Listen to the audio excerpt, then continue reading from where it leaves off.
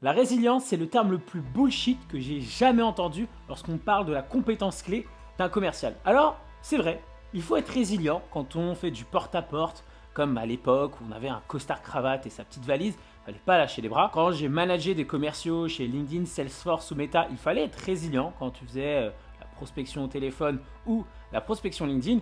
Mais en fait, la résilience, c'est un super terme, mais c'est pas un outil. En fait, on ne sait pas concrètement comment être résilient. Et du coup, dans cette vidéo, on va venir essayer de débunker, démystifier, en fait, comment faire en sorte à ce qu'on ait le bon mindset, le bon mental pour quand on prospecte sur LinkedIn, où c'est justement un environnement où il y a beaucoup de gens qui nous laissent en vue, qui nous envoient balader, et parfois tout simplement on n'arrive pas à générer des rendez-vous, garder la bonne dynamique pour rester justement dans une approche gamifiante, parce qu'en fait c'est en ayant cette approche gamifiante de jeu que en fait on arrive à avoir des résultats sur LinkedIn.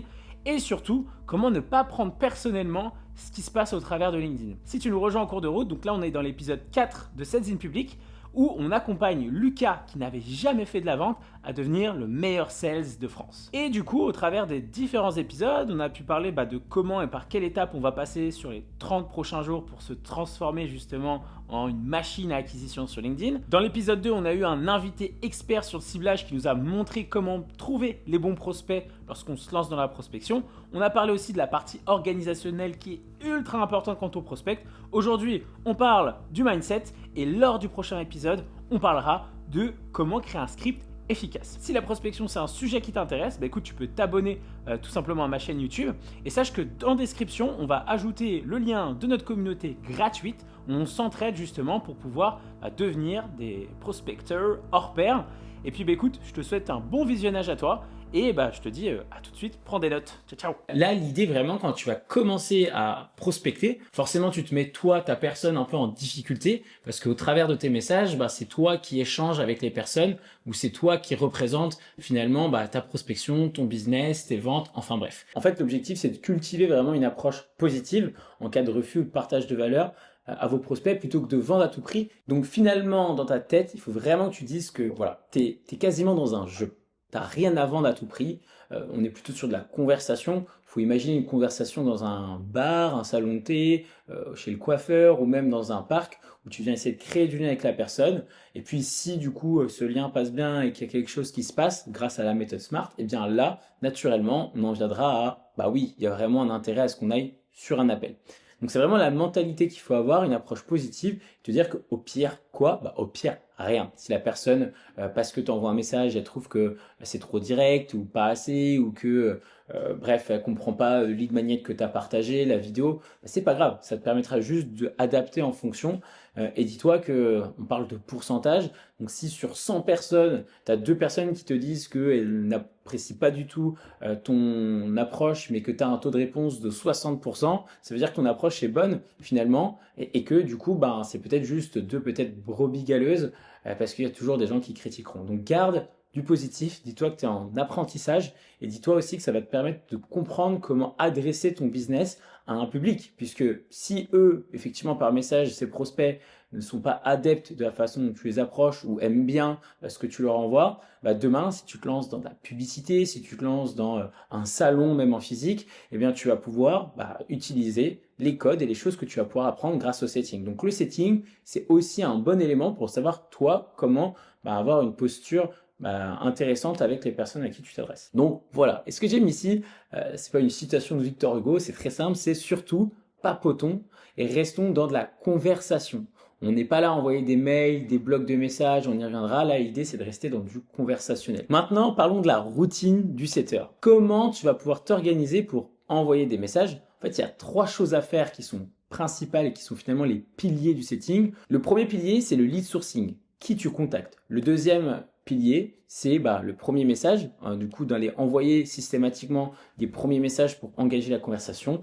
Puis la suite, c'est le follow-up. Donc en fait, c'est toute la suite pour faire avancer le prospect dans ta méthodologie SMART. La première chose à faire, qui est totalement basique, je le sais, mais il faut le dire, c'est de te mettre des moments dédiés dans la journée pour chacune des actions que j'ai pu citer juste avant. En fait, le plus t'en fais, le mieux c'est. Et déjà, tu peux peut-être commencer par 30 minutes par action. L'idée, c'est pas d'avoir un bloc le matin une fois par jour, mais plutôt par exemple d'avoir 3 blocs par jour si t'as pas assez de temps. Mettre un temps le matin, un temps début d'après-midi, un temps le soir. Voilà, c'est d'essayer de se trouver comme ça des petites routines et des petits moments dans la journée pour que tu puisses avoir une bonne régularité dans la mise en place des différentes actions qui sont de l'ordre du OK, où est-ce que je trouve mes prospects? Est-ce que du coup je dois créer des contenus pour qu'ils viennent à moi? Est-ce que je dois faire des follow and follow? Est-ce que je dois faire plus de stories? Enfin voilà, essayer de ramener des gens qui du coup s'intéressent à ta page Instagram et également du coup d'envoyer le premier message qui est celui qui va déclencher toute la suite et enfin faire le suivi, s'assurer qu'au fur et à mesure des réponses et des échanges, eh bien tu continues dans l'avancement des conversations. Rappelle-toi que finalement, si la personne n'achète pas aujourd'hui, eh bien elle pourra racheter demain et que si tu es trop pushy et trop forceur dans tes approches, eh bien tu vas justement dégoûter les personnes, elles ne reviendront pas vers toi. Une personne qui dit non aujourd'hui, elle pourra peut-être dire oui plus tard. Voilà, tout est une question de timing. Donc, construis des relations, soit dans la conversation ou dans l'échange, en gardant bien sûr une stratégie et une structure SMART, avec la méthodologie de vente SMART que j'ai pu te présenter avant. Ensuite, l'idée est aussi de comprendre pourquoi tu vas faire du setting et pourquoi là on va démarrer à envoyer des messages. La première question, c'est comment finalement je peux vraiment apporter de la valeur à la personne. Comment je peux avoir ce lien de réciprocité dont on a pu parler tout à l'heure. Si tu partages comme ça un lead magnet, si tu partages quelque chose sans avoir créé un lien, au final, il y a très peu de chances à ce que la personne regarde l'élément. Alors que si tu crées un petit lien et tu lui partages à la suite de ça, l'élément, la valeur, eh bien, ça va augmenter forcément les possibilités à ce que la personne vienne sur l'appel de vente. Et ton rôle, finalement, c'est de la faire venir sur un appel de vente pour lui proposer ta solution et non pas lui vendre ta solution par message. Il faut vraiment enlever finalement toute cette pression que tu peux avoir probablement par rapport à la vente.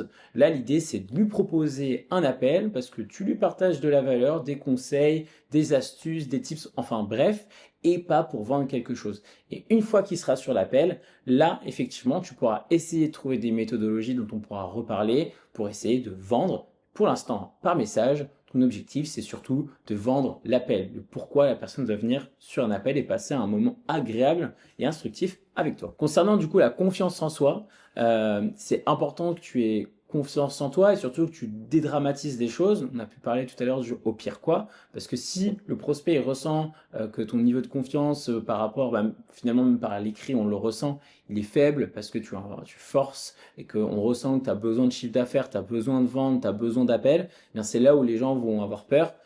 Finalement, c'est comme quand on rencontre une personne, le plus on a l'air peut-être mystérieux ou le plus occupé et pas dans le besoin. Et c'est là où tu attires justement la convoitise et la curiosité et non pas le contraire. Et enfin, sois détaché, faut pas se mettre de pression pour convertir plus avec chaque prospect. Ton objectif, c'est d'explorer si tu peux aider les personnes. Rien de plus. C'est aussi simple que ça. C'est de créer du lien, voir si tu peux apporter. Si tu peux, tant mieux. Et du coup, tu pourras derrière proposer peut-être ton accompagnement, ta solution, ton produit. Si tu peux pas, c'est comme ça. Il y a du monde en France. Et puis, s'il y a refus, il faut l'accepter. Finalement, si effectivement tu as peu de réponses, c'est pas un rejet personnel que tu dois prendre. C'est plutôt justement d'essayer de comprendre pourquoi la personne ne te répond pas. Quels sont les éléments qui pourraient augmenter ça. Il faut rester bien qu'on est dans une approche conversationnelle, scientifique, et c'est pour ça que tu as un CRM et c'est pour ça qu'on parle de données, parce que c'est les données qui parleront, ce ne sera pas juste l'affect et le côté émotionnel. Comme j'ai dit tout à l'heure, si sur 100 personnes, il y en a 2 qui critiquent ton approche, mais que tu en as 5 que tu arrives à amener sur un appel et 10 autres qui s'engagent avec toi dans les conversations, ça reste positif. Il faut regarder la donnée et la donnée te donnera une indication sur ce qui se passe. Et puis du coup, c'est ça aussi qui te permettra d'apprendre non pas sur les conversations juste par message, mais même sur ton offre, ton positionnement, qui tu es et au fur et à mesure, tu pourras ajouter de plus en plus de créativité, notamment avec par exemple l'intégration de prospection vidéo ou de vocaux. Et ça, ce sera plutôt pour plus tard. Et puis fixe-toi des objectifs clairs.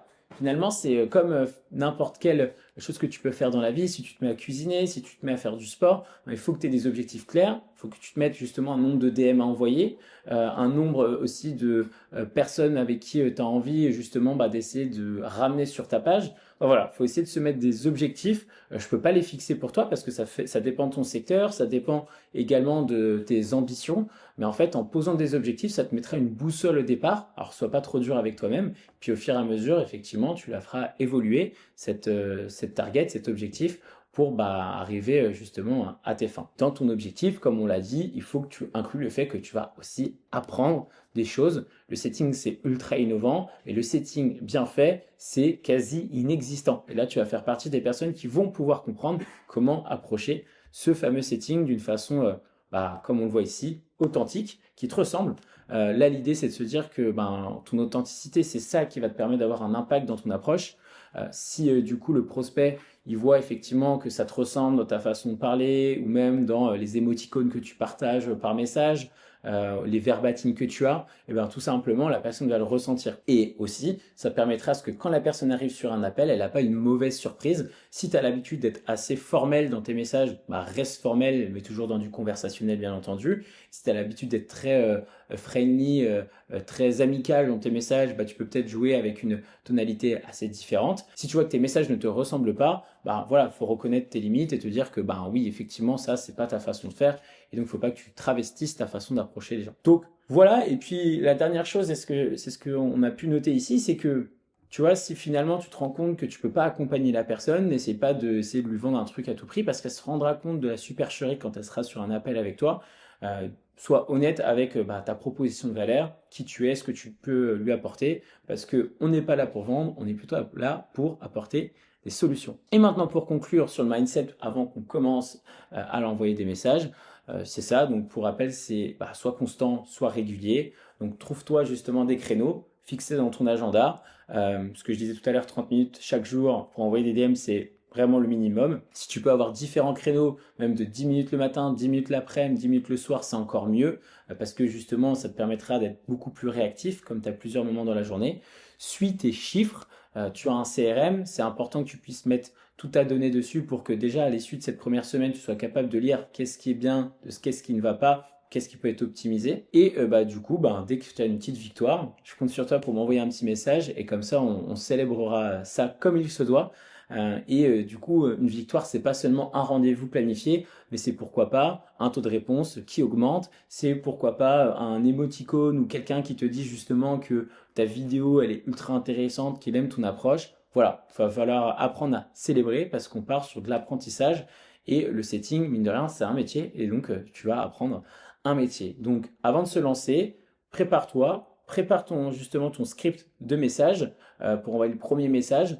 Deuxièmement, prépare ton CRM pour ajouter justement au fur et à mesure les prospects dans ton CRM. Et puis enfin, il ne reste plus qu'à se lancer. Est-ce que tu es prêt? On se lance? Hop là, j'espère que cette vidéo t'a plu. Sache qu'aujourd'hui, on a parlé du mindset. Voilà, c'est un peu plus de la psychologie, si je puis dire, mais qui est très importante avant de passer à l'étape d'après, qui sera la prochaine vidéo, comment créer un script efficace. Abonne-toi à cette chaîne si tu ne veux pas louper justement la prochaine vidéo. Et pour résumer un petit peu ce qu'on a dit aujourd'hui, sache que quand tu prospectes sur LinkedIn, en call, en mail ou même en porte-à-porte, bref, ne prends pas les choses personnellement. Et dis-toi que si tu as une réponse négative, c'est plutôt une bonne nouvelle, c'est que la personne a pris le temps de te répondre. Et ça vaut déjà tout l'or du monde puisque ça veut dire que quelqu'un que tu ne connaissais pas du tout s'est mis pour toi un petit instant à t'écrire un message ou à te dire « voilà, je ne suis pas intéressé ». Donc, à partir du moment où tu as une réponse, qu'elle soit négative ou positive, eh bien, c'est déjà gagné. Et là, ce qui te reste à faire, c'est de continuer à gamifier, essayer de comprendre comment améliorer les choses pour devenir un prospecteur hors pair.